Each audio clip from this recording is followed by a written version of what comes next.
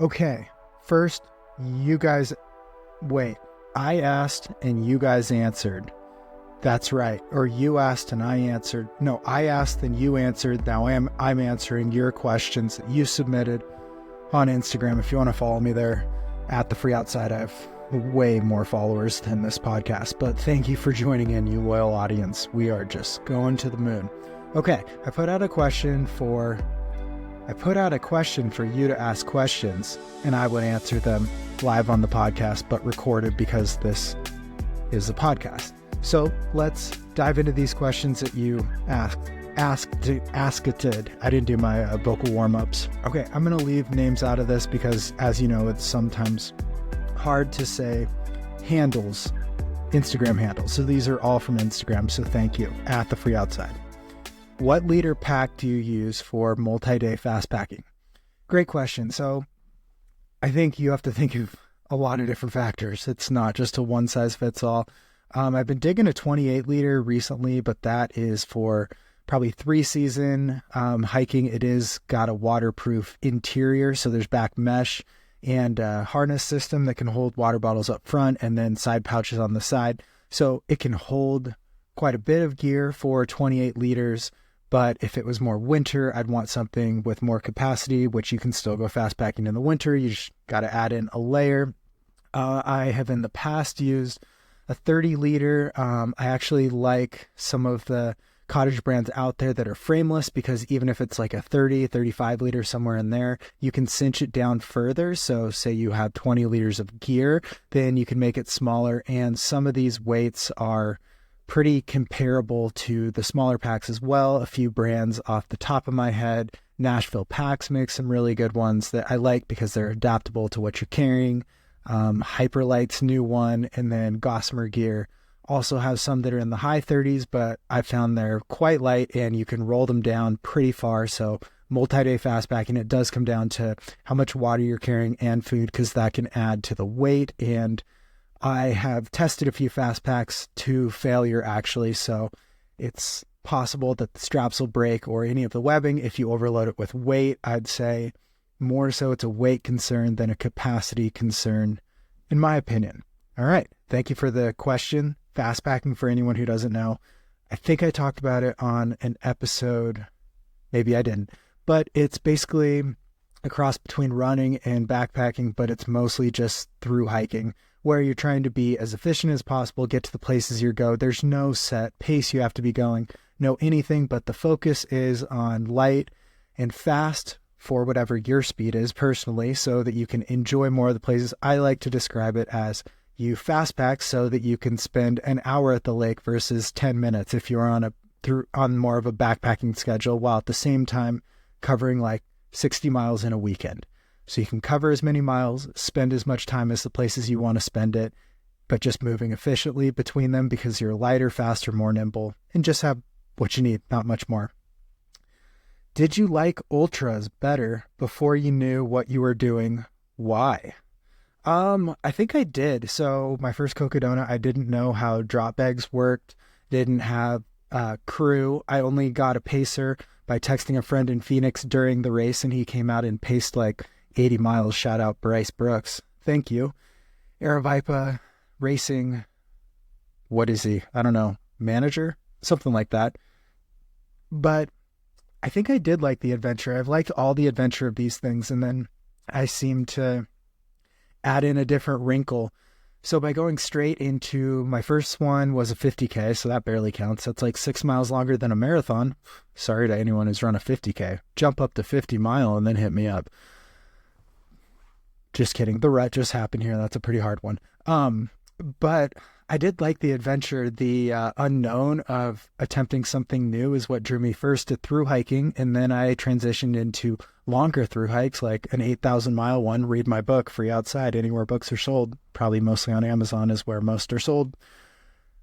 And then from there, I moved into speed records, FKTs. And then I went into the Barkley Marathons, also an unknown, then ultras, then I did fixed time ultras, last person standing ultras, 250, 100 mile, 100K, 50 mile, 50K, 10K, 5K, triathlons. I just like the unknown. So I think that was the fun part of ultra running back then. I just didn't know what I was doing, and I just had to grit out Cocodona 250 kind of all alone. I don't even think that many people knew I was doing it. I just got an entry into the inaugural year, went down and did it, and it opened up my eyes to this whole new community.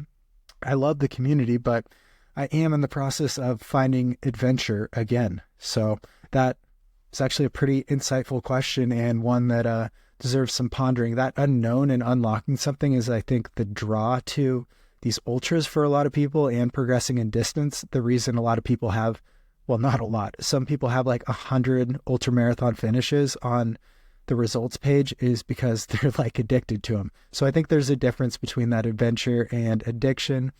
And I think I just am going to search out new races, different ways to do them. That's kind of a draw of the ultra scene, is there's so many different styles. And I was just thinking recently, sorry, I have like a dry mouth or something. And I've been thinking about that recently of, I haven't really raced anything in the cold or the winter. So it would be fun to go after that new terrain and challenge, or maybe get back in the FKT game. I've been thinking a supported FKT would be pretty cool. So if you ever want to support a supported FKT of a major trail that I'm planning in the back of my mind, hit me up, jeff@freeoutside.com, or you could just send other questions there.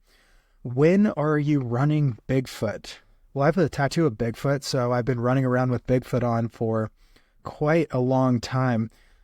I would say the other 200s, I'm not sure. It's going to be like the calendar year Triple Crown. I'm either going to do all of them in one year or not do them, I think. So I love doing Cocodona every year because I'm friends with a lot of the people that organize the race. A lot of friends still run it. It's just a cool draw. My aunt crews it every year, so it's a fun chance to interact with her over something really hard because she's been a pretty big support for my whole life. So that is TBD, but if I do, look me up because I'm probably doing at least the Triple Crown of 2. Where's the center of the universe? Wow, is it like a black hole or something? I don't know. I haven't really diving into this for quite a while, since probably like physics in college, is it physics? Astronomy, one of them in college, which I did not attend class very much. I'm just a good test taker, so #blessed. So I don't know, maybe it's the White House of America. That's what we seem to think here, but I don't have a good answer to that question. We're just all little blips. Chase your goals. Don't put what you want to do, who you want to support as number one in your world. Worry about all the other stuff later, because the world's too big. The universe is too big. Who cares? Spend your time on here wisely. Go after that big goal. If you fail, who cares? I've failed at so many things, and this year I've publicly failed on this podcast and told you guys about it. So if I can do that, just chase your goals and don't really worry if it's a ball of cheese in the center of the universe or a bunch of people who didn't accomplish their goals because they were too scary. So just go after it. If you fail, you can make a new goal. No big deal. How do you afford some of these races? $, is wild for some. Totally. 100% agree. So I paid for some, paid for them, I guess for the last year and a half, I have been lucky to have clothing sponsored Janji. So I make content for them, do some travel trips where we shoot different product and stuff and get paid some from them. And in exchange, I get a stipend to use for races and travel. Before that, I paid for most of them, or I would offer to do a sort of trade. So in the past, I have written articles about a race, not for a publication really, but for maybe their website, or I've done series of blog posts for them that highlight how to do it or the breakdown of the race, or I hosted 4 guest spots on a podcast for Cocodona 1 year, and that was in exchange for a race fee. So I live pretty frugally, so I'm always searching out these options to lessen the cost to get into some of these races. I did get some paid for through being on the Air Viper racing team for a year last year, no longer on that. But yeah, very honest and stuff for the first couple years, paid for them. And then after that, paid for a couple, but for the most part, it's part of my career. Don't tell my parents I have a career, but full honesty, that's how I do it now. They are expensive. Some have payment plans. If depending on who you are, where you're at in your life, how much you want to put into it, there is always that option. A lot of these races do their own marketing, so you could propose some sort of real content write-up or something to the director of the race organization in exchange for a % off or something. We're in the most creative time ever, and you can just ask things like that, and you never know. You can be flexible, figure it out, maybe cut out that latte. It's kind of how it goes. I mean, same things. I've wanted to get LASIK for 2 years, and I have not done that. Can't find a sponsor for that, I guess. All right, on to the next question. Will you be working on any movie projects? What do you do through the off season to stay in shape? Okay, will I be working on any movie projects? I have no movie projects going, but I'd love to get one going. I mean, hit me up.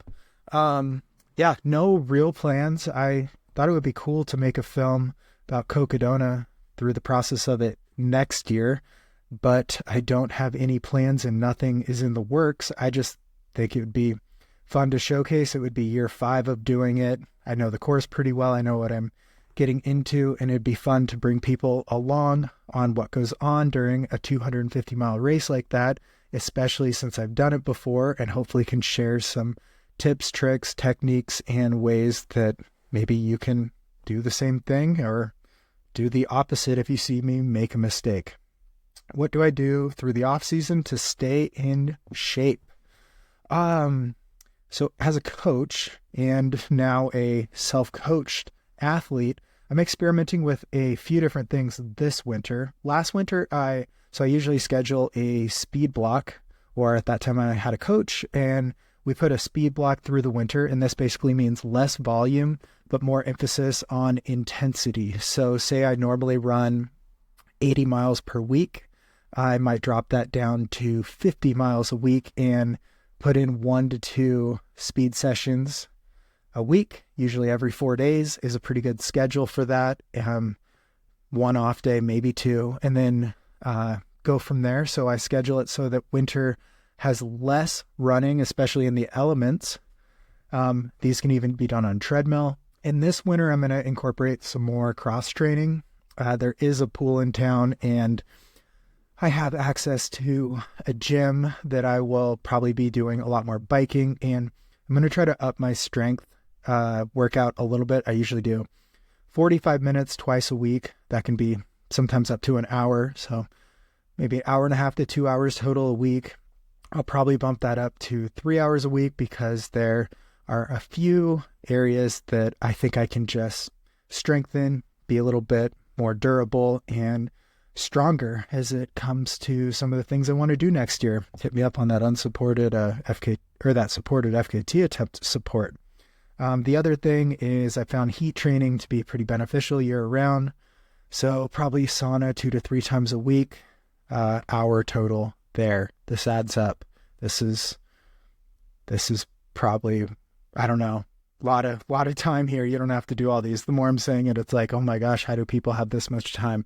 You do not have to do all this to run 200s and do all these things. This is what I like to do. It's part of my enjoyment, mental sanity at the same time as it takes up probably 20 hours a week of all these things, but I do get kind of paid for it. This question, who did you hike with in this video? So that was from the post. It was us on the Ruby Crest Trail. It was my friend Airborne, John Schwartz. So I guess I should shout him out. It's JONSCHWARZE on Instagram because he apparently wants some publicity. So I hiked with him on the Ruby Crest Trail, and that is where this video is taken. So there you go. That was easy. What are you afraid of on the trail? I think I'm just afraid of running out of water or heat stroke or overheating. The first time it happened, I was crossing Joshua Tree It was like week 1 of the Great Western Loop. I ran out of water, started getting really hot, had to set up the tent and lay down and just like do nothing until the heat of the day was over. It was some mild heat stroke looking back. On that same trip, while up in Montana, I was crossing a ridge line, and I neglected to fill up with water before starting that. So I ran out of water with about 2 hours left. I think it was maybe 10 miles to that water. I tried to run some. I tried to hike some. I had such bad cotton mouth. Such bad cotton mouth. It was the worst. When I got to that water, I didn't even filter, and cows were all around. I was just so thirsty. I stuck my head in it and just drank, and I did get Giardia later. So filter your water. Also, just Cocodona has given me mild heat exhaustion. Does that come before heat stroke? I think so. When I've done it there too. So that's a pretty painful experience that I do not want to go through again. So I'd say it is probably a mild fear. Beyond that, I feel comfortable. Unfortunately, being uncomfortable with things like being out of food, moving too fast, stomach issues, anything like that, I can deal with. I don't know. Maybe the other thing I'm afraid of, let's say outside, afraid of on the trail. I don't know. Maybe people. Yeah, I've had to hitch just for situation. I know it's not good with people who were drinking multiple times because it was like a rural road and I hadn't seen a car in hours to get into town to get food, especially on the Pacific Northwest Trail. It's interesting terrain up in Washington. But I would say that's pretty scary. A gun was pointed at me in New Mexico. In my tent, it was like 1 a.m. I was in there and these guys pulled over. You could hear the doors open and you could hear they were peeing. Of course, when the car pulled over, I woke up because I'm a light sleeper. It was midnight and I'm in my tent. They're peeing and they're drunk. And then when they see my tent, they drunkenly yell like, "Oh, we see you over there. And we got guns pointed if you try anything funny." And it was like, what would I try that's funny? So yeah, that was on the Grand Enchantment Trail. And I don't think that trail gets many thru hikers. So they were not used to people recreating near where they were peeing with their guns.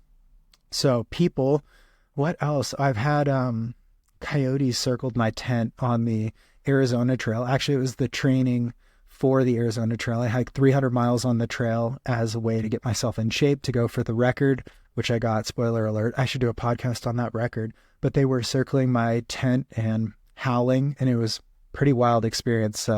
Little scary when there's like 50 of them. It sounds like they're right around you and that you might have to fight for your life because I'm only protected by a thin layer of nylon or whatever my tent was back then. So that is scary. I've been charged by grizzly and moose. Survived. No big deal. Come on, get off my back, people. I know how to live out there with the animals. I'm more comfortable there than in society. Maybe I'm just most afraid on the trail of having to return from the trail to the not trail. I need to go on a thru hike this winter. Wow. Hit me up. Which thru hike should I go on? And I'll do a episode about that, breaking down if I can or can't and how and why, and if I went on it, how I would do it. All right. Have you ever pooped your pants while hiking? Wow. And then he assumes I have because he goes, "How did you handle the soiled garments?" Well, I have not. I've had some very close calls. My closest call, dang it, I can never remember the name. It's like Port Clinton. Is that a town on the Appalachian Trail? So I was thru hiking the Appalachian Trail, which, I mean, that's usually a sentence people tune out after immediately because I roll. Appalachian Trail thru hiker alert.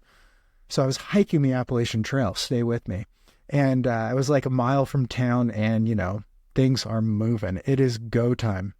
So I get to the hill and it's just maybe a half-mile descent now. I've held it in so far. 10 for 10. All the points. 5 stars on keeping my garments clean. And I get down the hill and there's a train track. And then a train comes by. Like I'm 200 yards from it. I can't cross safely. I have thru hiker legs. I haven't sprinted in months. I'm not going for it. So I wait there. It's like, okay, deep breathing. I can hold this. I'm going to be fine. It passes most of the way, and then it stops, and then it goes back the other way, and it's like, oh no, we're getting to go time. And then it stops, and then it goes back the other way. And it's like, we are not going to make this. So this is when it's like 5-alarm fire, 4-alarm emergency. I don't really know if those are terms, but if they are, it means I got to go. So I run up the hill, dig my cat hole real quick. I think I just dug it with my hands because it was wet, muddy soil. It was raining. I just had dreamed of using a real porcelain throne. And I made the deed. I made it happen. I followed all leave no trace principles, and I saved my garments for another day. That is it. I've had one sneaky toot. Can we say fart on here? I guess it's my show. I had one sneaky fart that I did have to change my shorts once after. Okay, with that, those were your questions. Thanks for hitting me up. Feel free to send any more questions, jeff@freeoutside.com, and we will go from there. All right. Thank you guys for listening. And as always, stay elite, my friends.